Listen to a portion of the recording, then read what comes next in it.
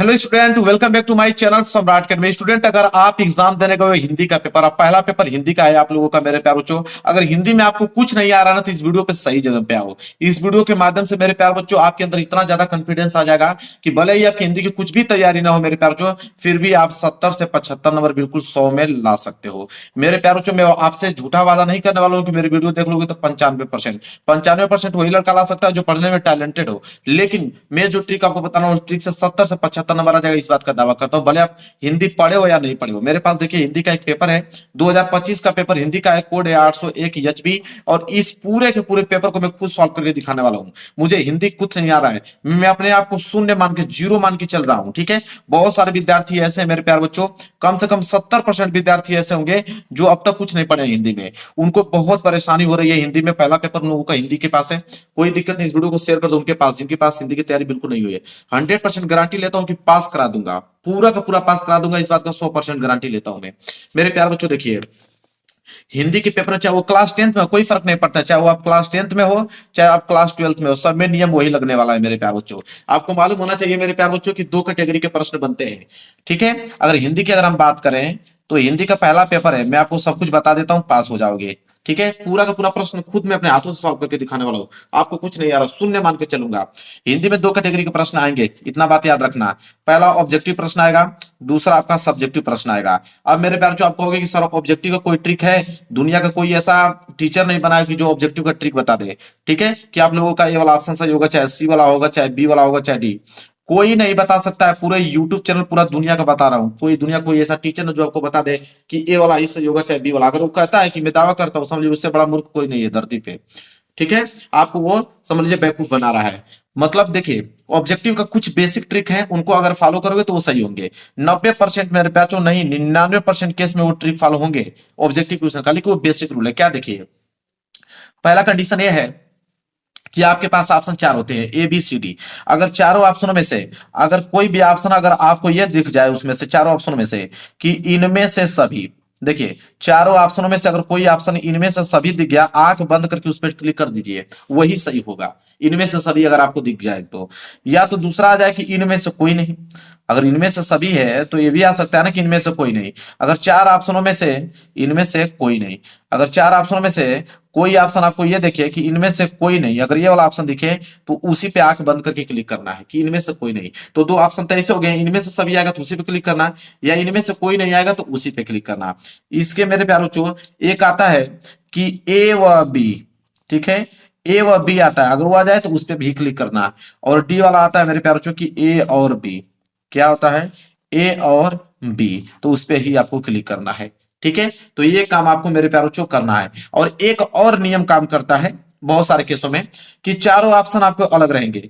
ठीक है, चारों ऑप्शन अलग, लेकिन एक ऑप्शन ऐसा होगा, उसमें से एक ऑप्शन आप ऐसा देखोगे कि वो तीनों से अलग दिखेगा, कुछ डिफरेंट दिखेगा। जब डिफरेंट दिखे तो अगर नहीं आपको आ रहा है तो उस डिफरेंट वाले पे क्लिक करके चले आना है। ठीक है, और एक चीज बताता हूं, अब मैं आपको ए और सी वाले ऑप्शन में एक चीज बताता हूं। मैंने अब तक जितना भी ऑब्जेक्टिव क्वेश्चन किया है उसमें मुझे यह मालूम चला है, बोर्ड एग्जाम में देखा हूं, जितना भी सारे पेपर देखा हूं मैं, कि ज्यादातर आप लोगों का ए और सी सही हो रहा है। कितना? 70 से 75% केस में, 70 से 75% केस में ए और सी सही हो रहा है। तो अगर आपको तुक्का भी लगाना ऑब्जेक्टिव क्वेश्चन पे, तो ए और सी पे ही लगा के आइएगा। क्लियर है? चलिए, तो ये ऑब्जेक्टिव का ट्रिक था मेरे प्यारे बच्चों।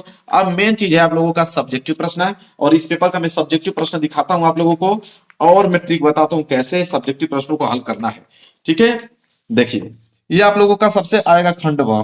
खंडवा आ गया, वर्णनात्मक प्रश्न करने की क्या जरूरत है, कुछ नहीं। देखिए कैसे सॉल्व करूंगा, पूरा पेपर सॉल्व कर दूंगा आप लोगों के सामने, बने रहिए। फिर आपके अंदर इतना कॉन्फिडेंस आ जाएगा ना कि हिंदी के पेपर बस वेट करोगे कब हिंदी के पेपर आए, मैं तुरंत समाप्त करूंगा। देखिए खंडवा है, तो आप यहाँ पे सिंपल में बता रहा हूँ मेरे प्यारे बच्चों, खंडवा। आप यहाँ पे हेडिंग डालेंगे, हेडिंग सबसे ज्यादा इंपॉर्टेंट है। टीचर आंसर चेक करने से पहले हेडिंग पे ध्यान देता है, तो हेडिंग आपकी बिल्कुल करेक्ट होनी चाहिए। खंडवा आपने डाल दिया, कोई दिक्कत नहीं, एक लाइन छोड़िए, वर्णनात्मक प्रश्न डालिए। ठीक है, क्या डालेंगे मेरे प्यारे बच्चों? वर्णनात्मक प्रश्न डालेंगे, क्योंकि टीचर हेडिंग पे ज्यादा विशेष फोकस करता है, तो इस बात को आप ध्यान में रखिएगा। और अंडरलाइन हाथों से नहीं, स्केल की सहायता से करना है, इस बात को आप ध्यान में रखिएगा। स्केल की सहायता से अंडरलाइन करना है, इस बात को आप दिमाग में छाप लो अपने। तो वर्णनात्मक प्रश्न, आप प्रश्न उत्तर 21 है तो एक लाइन फिर छोड़ो, यहां पे लिखो प्रश्न उत्तर संख्या 21। यह एक टॉपर की निशानी होती है कि इतना अरेंज करके टॉपर ही लिख सकता, अन्यथा कोई नहीं। ठीक है, मतलब टॉपर इस तरह के ज्यादातर केसों में लिखते हैं। तो एग्जामिनर को समझ में आ जाएगा कि नहीं आप पढ़े लिखे हो, बढ़िया जानकार हो, तो आपको नंबर कॉपी चेक करता रहेगा, नंबर देता रहेगा पूरा का पूरा। 2 मिनट के अंदर एक कॉपी चेक होती है, इतना बात ये भी बता देता हूँ, मालूम होगा कि नहीं आप लोगों को। 2 मिनट के अंदर में पूरी कॉपी चेक हो जाती है। अब समझिए कितना स्पीड से चेक होता होगा। लेकिन याद रखिएगा, हर एक पेज पे अपना रोल नंबर लिख दीजिएगा, अन्यथा कॉपी आपकी चेंज हो जाएगी। हर एक पेज पे रोल नंबर लिखते चलिएगा। प्रश्न उत्तर 21 हो गया। देखिए प्रश्न उत्तर 21 पढ़िए पहले क्या है। देखिए कि निम्नलिखित में से किसी एक पद गद्यांश पर आधारित सभी प्रश्नों को उत्तर दीजिए। गद्यांश मेरे पास हो, गद्यांश चाहे वो आप हाई स्कूल में हो चाहे इंटर में, गद्यांश तो आएगा। बस फर्क ये रहता है कि 12 में जो है गद्यांश 10 नंबर का आता है और एक अच्छा 10 है, तो इसमें गद्यांश 6 नंबर का आता है। लेकिन गद्यांश के लिए ट्रिक वही है। कौन सा ट्रिक मैं बताता हूं। तो इसमें 2 ऑप्शन है, एक क वाला है और क वाला नहीं कर पाओगे मेरे प्यारे बच्चों, तो अथवा करके आप लोगों का ख वाला दिया गया है। तो दोनों में कई ट्रिक फॉलो होगा, बता देता हूं। देखिए कौन सा ट्रिक है। तो अगर मान लीजिए आपको ये क वाला करना है, ठीक है, तो क वाला करना है मेरे प्यारे बच्चों, तो आप यहां पे लिखोगे क के बाद मेरे प्यारे बच्चों आप लिखोगे संकेत। क्या लिखोगे? संकेत लिखना भूलना नहीं है मेरे प्यारे बच्चों। संकेत आपको जरूर से जरूर, टॉपर की निशानी है संकेत लिखना। आप संकेत इस तरह लिखे। संकेत कैसे लिखा जाता है मालूम है आपको? देखिए संकेत का मतलब होता है कि आपने कौन सा गद्यांश किया है। शुरू का 2 वर्ड उठा लीजिए, जैसे कुसंग का जोर, ये वाली लाइन उठा लीजिए, फिर डॉट डॉट करते ले जाएगी, ठीक है। तो कुसंग का जोर, तो चलिए यहां पे लिख दीजिएगा कुसंग का जोर। नहीं आ रहा ना जो बता रहा हूं वैसे काम करना, फेल नहीं होगी, इस बात का गारंटी है मेरा। कुसंग का जोर बिल्कुल याद करने के लिए नहीं बोलूंगा, सब कुछ ट्रिक से, सब कुछ ट्रिक से हल होगा, ठीक है। कुसंग का जोर और लास्ट में क्या है? ले जाएगी। तो यहां लीजिएगा ले जाएगी। एग्जामिनर प्रभावित हो जाएगा इसी को देखकर, ठीक है, संकेत को ही देखकर। संकेत के बाद मेरे प्यारे जो 3 प्रश्न इसके नीचे हैं, एक पहला, दूसरा, तीसरा। पहला प्रश्न है उपयुक्त गद्यांश का संदर्भ लिखिए। आप देखिए पहला प्रश्न करना है, पहला आप यहां डालोगे। संदर्भ लिखना है, कोई दिक्कत नहीं, आप हेडिंग डाल लो संदर्भ। एक चीज और बता देता हूं, संदर्भ में 2 ही चीज इंपॉर्टेंट होती है, किस चैप्टर से लिया गया है, ठीक है, और लेखक का नाम बताइए।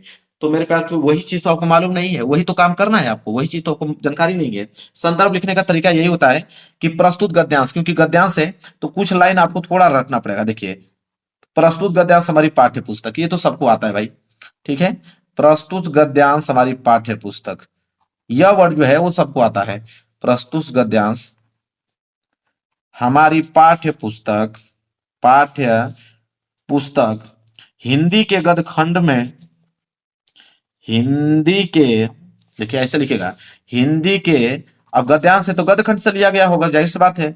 हिंदी के गद्य खंड में संकलित, गद्य खंड में संकलित। अब चैप्टर का नाम लिखना है। चैप्टर के लिए मैं यहां बॉक्स बना देता हूं, ठीक है। अभी बताता हूं इसमें क्या भरोगे।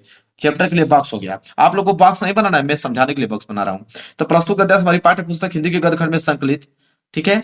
अब यहाँ चैप्टर का नाम लिखना है। चैप्टर का नाम आपको मालूम नहीं है, जैसे मैं अगर मुझे करना होता है, जो पढ़े लिखे होंगे वो कुसंग का जोर सबसे भयानक होता है, इसको देखते जान जाएंगे कि मित्रता चैप्टर से लिया गया है। लेकिन आपको जानकारी है नहीं कि मित्रता से लिया गया है, कि ममता से लिया गया है, कि भारतीय संस्कृति से लिया गया है, कि क्या भूलूं उसके से लिया गया है, ठीक है। आपको मालूम नहीं है। तो मेरे प्यार बच्चों, आपके दिमाग में जो भी चैप्टर का नाम चलेगा, याद रहे कि वो गद वाला होना चाहिए, यानी कि पद वाला चैप्टर का नाम लिख दे, नहीं, गद वाला किसी भी चैप्टर का नाम है यहां फिलअप कर दीजिए, कोई दिक्कत, आंख बंद करके मेरे प्यार बच्चों फिलअप कर दीजिए, कोई दिक्कत नहीं है। फिर लिखिए अगला, लिखने के बाद लिखिएगा तथा उसके लेखक, लिखेंगे तथा उसके लेखक, उसके लेखक कौन है। अब यहाँ पे भी बॉक्स बना दीजिए। जैसे मेरे प्यारे बच्चों आपको मालूम होना चाहिए, मित्रता के तो आचार्य रामचंद्र शुक्ल जी हैं, ठीक है। आपके लेखक तो डॉक्टर राजेंद्र प्रसाद जी भी हैं। इसके बाद आप देखोगे जय शंकर प्रसाद जी भी, बहुत लोगों का नाम मालूम होगा, जिनका भी नाम मालूम है चुपचाप यहाँ पे लिख दीजिए, जो दिमाग में आएगा वही लिख दीजिएगा, ठीक है। उसके लेखक यह है, यहाँ पे खड़ी पाई, लो भाई संदर्भ कंप्लीट हो गया। मेन दिक्कत यही लड़कों को होता है ना, चैप्टर का मालूम नहीं होता, लेखक का नाम मालूम नहीं होता, घबरा जाते हैं। घबराने वाली बात क्या है, जो भी चैप्टर का नाम मालूम लिख के निकल के आगे बढ़िए, नंबर नहीं मिलेगा तब कहिएगा हमसे, ठीक है, पास हो जाओगे, इस बात का दावा करता हूं। इसके बाद आप आइए दूसरे प्रश्न की तरफ। दूसरा प्रश्न करो तो एक लाइन के गैप दो, यहां कर लीजिए दूसरा प्रश्न। दूसरा प्रश्न क्या है मेरे प्यारे बच्चों? दूसरा कि गद्यांश के रेखांकित अंश की व्याख्या, बहुत आसान है व्याख्या करना, बहुत ही ज्यादा आसान है। देखिए अंडरलाइन कहां किया गया था, यहां तक, देखिए यहां से लेकर यहां तक किया गया है लाइन, कि किसी युवा पुरुष की संगति यदि बुरी होगी तो उसके पैरों में बंदी चक्की के समान होगी, जो उसे दिन दिन अवनति के गड्ढे में गिराती जाएगी, और यदि अच्छी होगी तो सहारा देने वाले बाहों के समान होगी, जो उसे निरंतर उन्नति की ओर ले जाएगी। यहां तक अंडरलाइन किया गया ना, इसका आपको व्याख्या बताना है। देखिए कहिए व्याख्या स्टार्ट कैसे करते हैं, लिखिएगा लेखक कहते हैं कि, आप यह लिखिएगा लेखक कहते हैं कि, लेखक कहते हैं कि क्या कहते हैं। अब देखिए ट्रिक क्या है, लेखक कहते हैं कि कहां से, किसी युवा पुरुष की संगति यदि बुरी होगी, अब कम आ गया ना, बस रोक दीजिए, किसी युवा पुरुष की संगति यदि बुरी होगी, ये वाला लाइनिंग आप लिखिएगा, किसी युवा पुरुष की संगति यदि बुरी होगी। अब मेरे पास जो लिखने के बाद उसके बारे में आगे आपको एक्सप्लेन करना है, उसके बारे में आपको आगे एक्सप्लेन करना है। इसके बाद जैसे एक्सप्लेन कर देंगे कि किसी युवा पुरुष की संगति यदि बुरी होगी, फिर तो उसके पैरों में बंदी चक्की के समान होगी, फिर कहां तक, फिर यही वाली लाइन सेम टू सेम यही लाइन यहाँ पे उतार दीजिएगा, फिर उसके बारे में थोड़ा सा आप एक्सप्लेन कीजिएगा, ठीक है। इसके बाद मेरे प्यार बच्चों, तो उसके यहां तक हो गया, जो उसे दिन दिन औरतों के गड्ढे में गिराती जाएगी, जाएगी तक आ गया।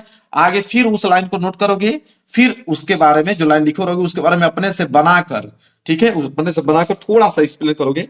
इसके बाद क्या है, और यदि अच्छी होगी तो सारा दिन बाबू के समान होगी, इस वाले वर्ड को फिर लिखोगे, फिर उसके बारे में कुछ ना कुछ हल्का सा अपना समझाओगे, ठीक है, अपने से बनाकर समझाना है, ये नहीं करो कि याद करना है।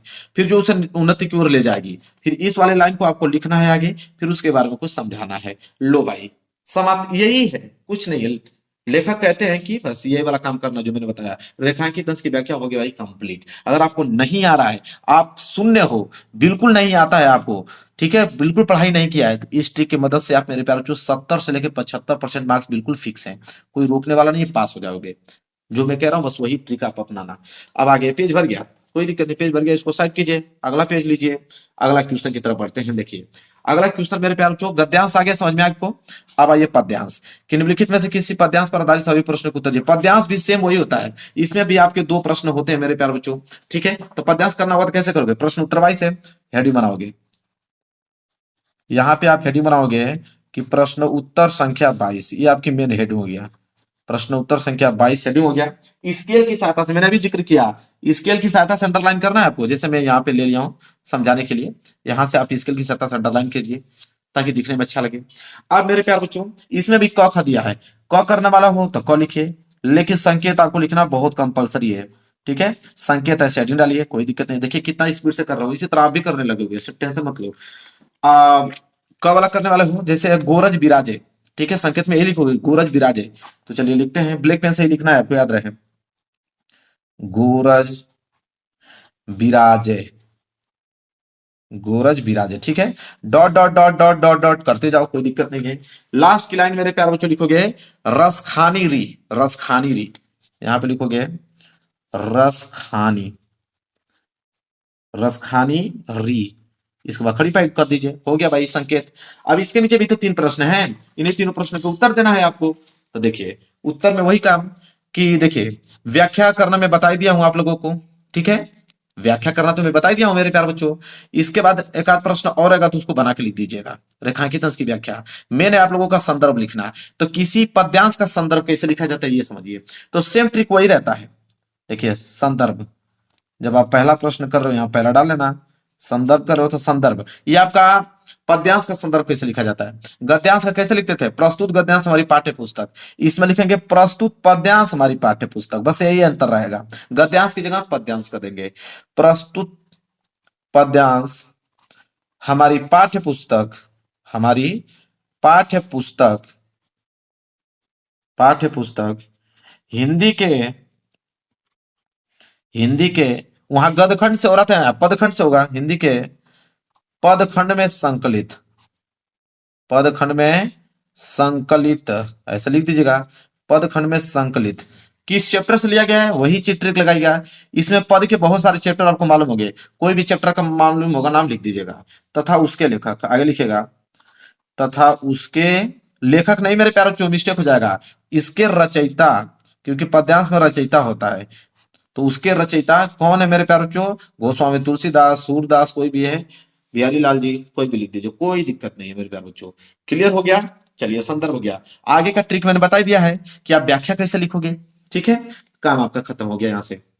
आप देखिए आगे है 23वां प्रश्न, नीचे दिए गए संस्कृत गद्यांशों में से किसी एक का संदर्भ सहित हिंदी में व्याख्या कीजिए। अब मेरे प्यारे बच्चों देखिए, ये संस्कृत का गद्यांश आ गया, कोई दिक्कत नहीं है। देखिए इसका क्या ट्रिक है, लिखोगे प्रश्न उत्तर संख्या 23, यहां लिखोगे प्रश्न उत्तर संख्या 23, स्केल की सहायता से अंडरलाइन, यहाँ पे आप क करोगे ख, इसमें भी 2 ऑप्शन रहता है, मान लीजिए क वाला करना है तो क वाला, इसके बाद संकेत लिखोगे, संकेत में मैंने बता दिया है, शुरू के कुछ line dot dot dot, last के कुछ लाइन, संकेत हो गया।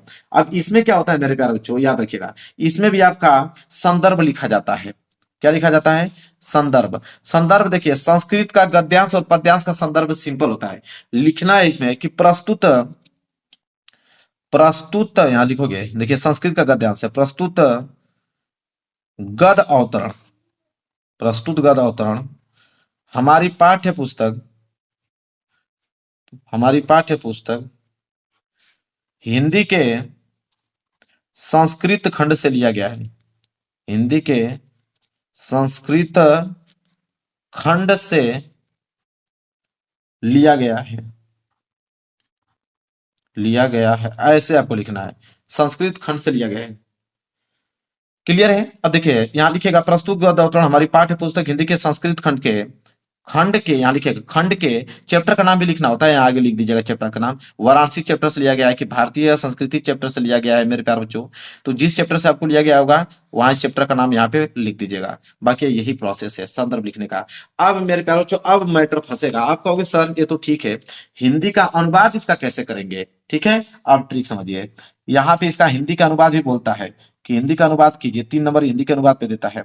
तो हिंदी का जब अनुवाद करने के लिए बोले तब आप दिमाग घूम जाएगा आपका, आप कहोगे सही कह रहे हैं सर, हिंदी का अनुवाद कैसे करेंगे, ये तो सब सारे संस्कृत में है, इसका हिंदी कैसे लिखेंगे? तो हिंदी के लिए मेरे प्यार बच्चों करने ही क्या जरूरत है मेरे प्यार बच्चों, मेरे प्यार बच्चों हिंदी का अगर आपको इसका हिंदी लिखना है, हिंदी में अनुवाद, तो ये आपके पास गद्यांश है ना, ये जो गद्यांश दिया था बीच में से कहीं उठा लीजिए, बीच में से, जैसे वही वृद्ध होकर, तो यहां से उठा लीजिए, यहां से लेकर और यहां तक लिख दीजिए, यहां से 3 लाइन उठाकर पूरा का पूरा छाप दीजिए, हिंदी के अनुवाद में पूरा छापिए। क्या ही दिक्कत, जब आपको बनाने भी नहीं आता है, कुछ करना भी नहीं चाहते होते, यही काम कीजिए, वही उठा के पूरा छाप दीजिए, नंबर आपको मिलेगा।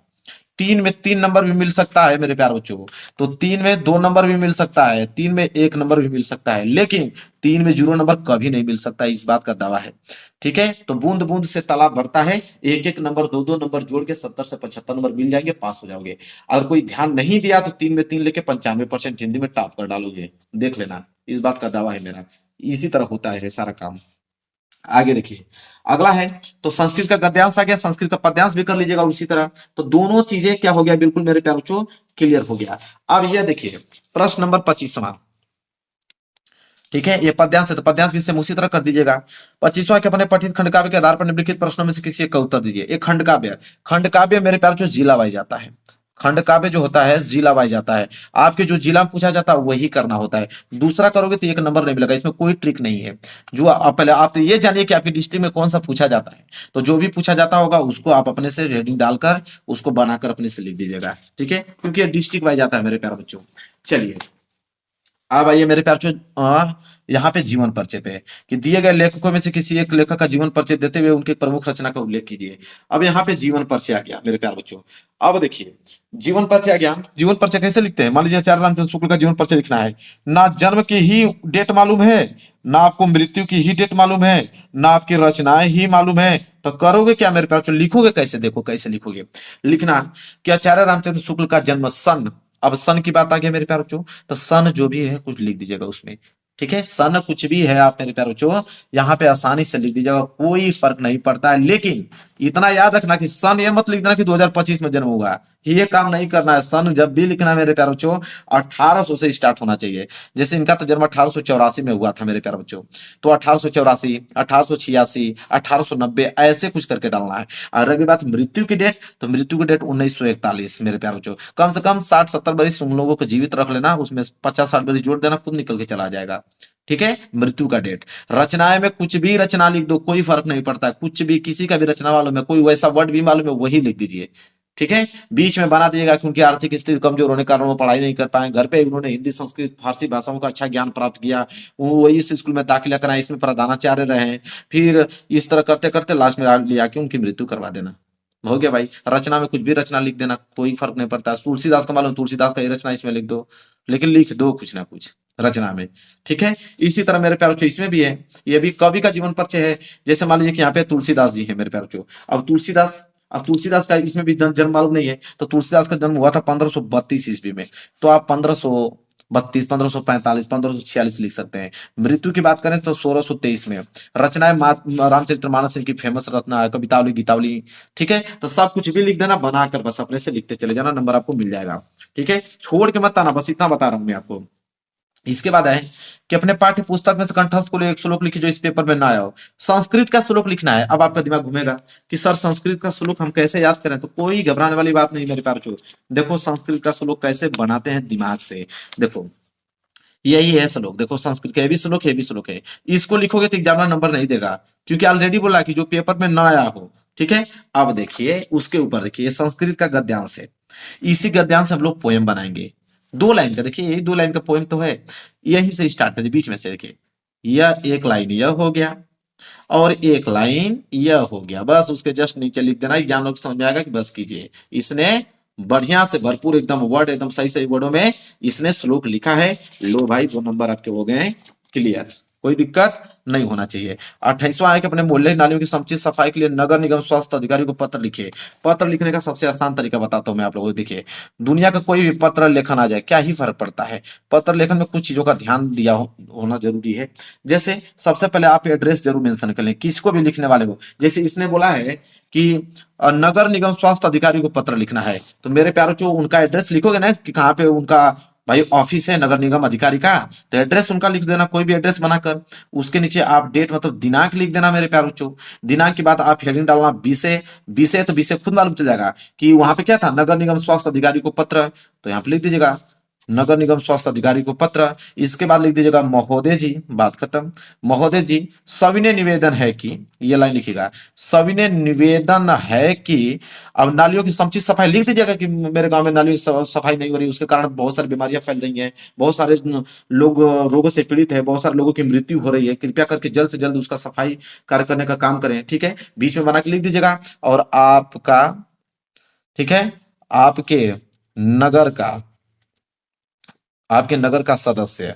ठीक है, ऐसे लिख के और अपने गांव के कुछ लोगों का सिग्नेचर करवा देना। कुछ लोग सिग्नेचर करवाना ना खुद करोगे तो यहाँ पे अपना कुछ लोगों का नाम मेंशन कर लेना, अलग अलग लोगों का। हो गया भाई, यही तो है ट्रिक में। बस फॉर्मेट चेक किया जाता है कि आपने सही लिखा है कि नहीं मेरे प्यार बच्चों, बस काम खत्म हो गया। तो यह पत्र लेखन है, बिल्कुल आसान है, कोई दिक्कत नहीं है। इसके बाद देखिए ये 29वां है कि निम्नलिखित में से किन्हीं 2 प्रश्न उत्तर संस्कृत में दीजिए। अब संस्कृत में कैसे उत्तर देते हो, देखो दिमाग देखो। क्या बोला कि कारुणी क आसित, तो आप लिखिएगा कारुणी कह वर्धते, लास्ट में वर्धते इसमें जोड़ दीजिएगा। वीर केन पूजते, तो वीरह केन अवदत, ऐसे आप बना के उसका आंसर लिख सकते हो। लिखो लास्ट वाली लाइन को एक दूसरे में कभी भिड़ा दो। हो गया। अब देखिए 30वां, निम्नलिखित में से किसी एक विषय पर निबंध लिखिए। निबंध लिखने का ट्रिक देखिए क्या है। निबंध लिखने का ट्रिक ये कहिए मेरे प्यारों चो कि एक निबंध लिख रहे हो तो कम से कम 5 से 6 हेडिंग होना चाहिए। 5 से 6 हेडिंग उसमें इंक्लूड होना चाहिए, किसी भी निबंध लिख रहे हो तो। ठीक, पहली हेडिंग एग्जामिनर प्रस्तावना बिल्कुल सही सही चेक करता है, तो आप याद रखें कि प्रस्तावना बिल्कुल आप सही याद कर लें किसी भी निबंध का। और लास्ट हेडिंग उपसंहार होता है, तो उपसंहार भी बिल्कुल सही सही याद होना चाहिए। तो एक प्रस्तावना, एक उपसंहार बिल्कुल आपका करेक्ट होना चाहिए मेरे प्यारे बच्चों। तो समझ में आ गया आप लोगों को, यही काम आपको करना है मेरे प्यारे बच्चों। हो गया पेपर समाप्त, आप लोगों को कोई दिक्कत ही नहीं है, पेपर हो गया पूरा समाप्त। तैयार करके जाइए, 70 से 75% लेके रहिए मेरे प्यारे बच्चों, कोई रोकने वाला नहीं है। यही ट्रिक आपको अप्लाई करना है। तो वीडियो को लाइक कर देना, चैनल पर नए हो तो चैनल को जरूर सब्सक्राइब कर लेना। मिलेंगे एक प्यार से नेक्स्ट वीडियो में, तब तक के लिए धन्यवाद।